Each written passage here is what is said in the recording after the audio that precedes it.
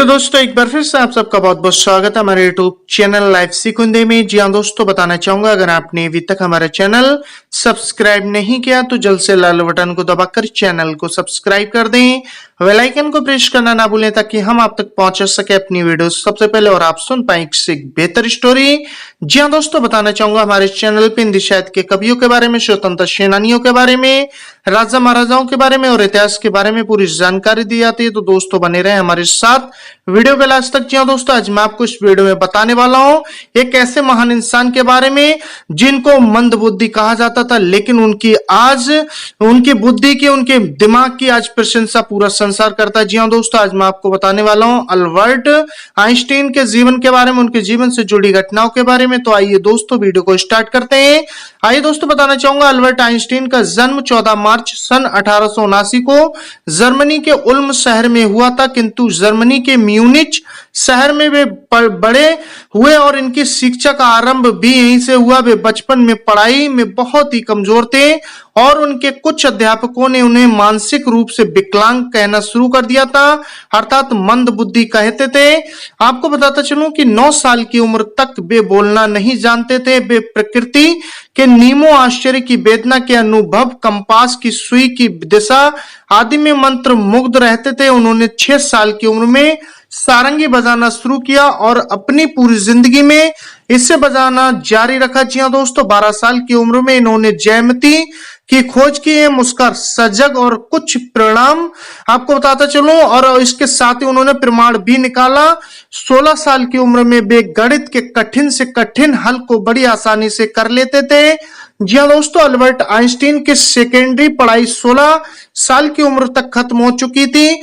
उनको स्कूल पसंद नहीं था और वे बिना किसी को परेशान किए विश्वविद्यालय में जाने के अवसर को ढूंढने की योजना बनाने लगे। उनके अध्यापक ने उन्हें वहां से हटा दिया क्योंकि उनका वर्ताव अच्छा नहीं था, जिसके कारण उनके सहपाठी प्रभावित होते थे। अल्बर्ट आइंस्टीन स्विट्जरलैंड के ज्यूरिक में फेडरल इंस्टीट्यूट ऑफ टेक्नोलॉजी में जाने के लिए प्रयास करने लगे, किंतु वे वहां के दाखिले की परीक्षा में असफल हुए। फिर उनके प्राध्यापक ने सलाह दी कि सबसे पहले उन्हें स्विट्जरलैंड के औरों में कैंटोनल स्कूल में डिप्लोमा करना चाहिए, जिसके बाद सन 1896 में फेडरल इंस्टीट्यूट ऑफ टेक्नोलॉजी में अपने आप ही दाखिला मिल जाएगा। उन्होंने प्राध्यापक की सलाह को समझा और आपको बताते चलूं वे यहां जाने के लिए बहुत ज्यादा इच्छुक थे और वे भौतिक और गणित में अच्छे थे। जी हाँ दोस्तों, सन 1900 में अल्बर्ट आइंस्टीन ने फेडरल इंस्टीट्यूट ऑफ टेक्नोलॉजी ने अपने ग्रेजुएशन की परीक्षा पास की, किंतु उनके एक अध्यापक उनके खिलाफ थे।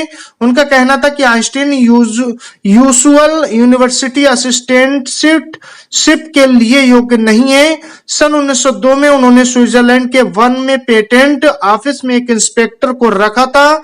दोस्तों, उन्होंने 6 महीने बाद करियप, बताना चाहूंगा, काफी परेशानी उठाई और दोस्तों इसके बाद उन्होंने मरियक से शादी कर ली, जो कि उनकी ज्यूरिक में सहपाठी थी।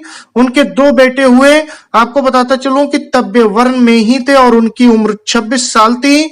उस समय उन्होंने डॉक्टरेट की उपाधि प्राप्त की और अपना पहला क्रांतिकारी विज्ञान संबंधी दस्तावेज लिखा।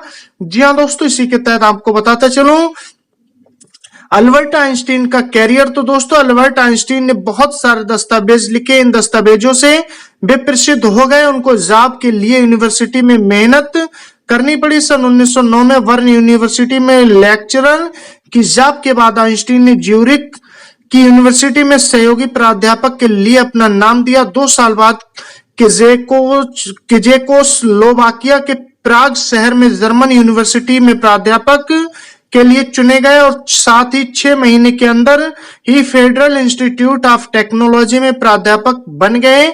आपको बताते चलूं सन 1913 में जाने माने वैज्ञानिक मैक्स प्लांक और वाल्थेर नेनस्ट ज्यूरिक आए और उन्होंने आइंस्टीन को जर्मनी में बर्लिन की यूनिवर्सिटी में एक फायदेमंद अनुसंधान प्राध्यापकी के लिए प्रोत्साहित किया और उन्होंने विज्ञान की प्रोफेसियन अकादमिक की पूरी मेंबरशिप भी दी। और आपको बताते चलो आइंस्टीन ने इस अवसर को स्वीकार कर लिया। जब वे बर्लिन चले गए तब उनकी पत्नी ज्यूरिख में अपने 2 बच्चों के साथ ही रह रही थी और उनका तलाक हो गया।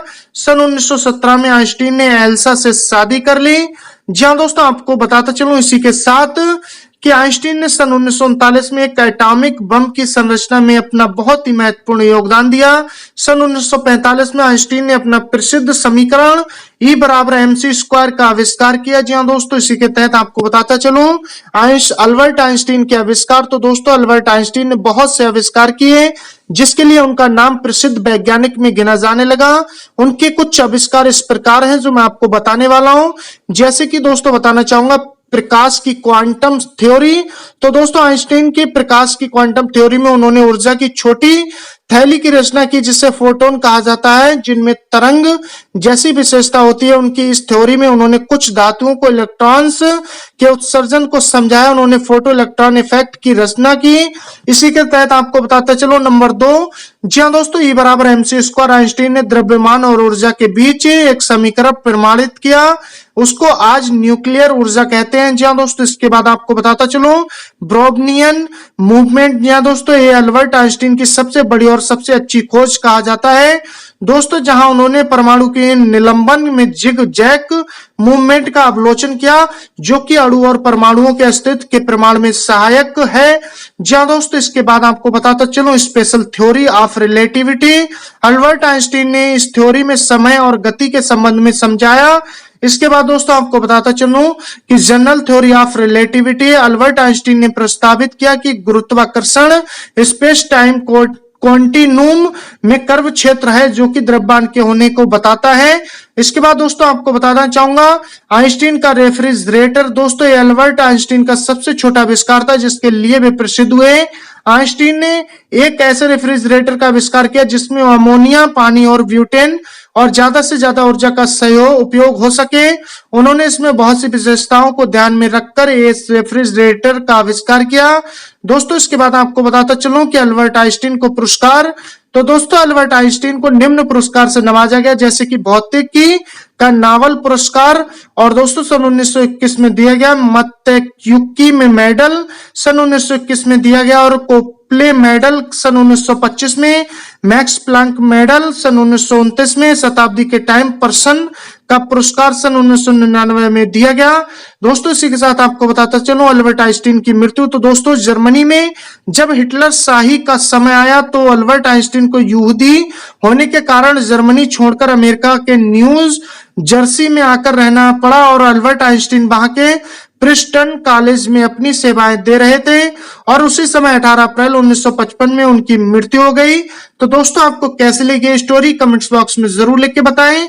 और दोस्तों आपको बताना चाहूंगा एक स्टोरी ऐसे इंसान की थी जो बचपन में जिनको मंद बुद्धि कहा जाता था, लेकिन आपको बताता चलूं आगे चलकर एक ऐसे वैज्ञानिक बने जिनको पूरा संसार अल्बर्ट आइंस्टीन के नाम से जानता है। जी हाँ दोस्तों, और आपको बताना चाहूंगा अगर आपके पास भी कोई स्टोरी तो हमारे साथ शेयर करें ताकि इसको हम अपने चैनल पर ला सकें।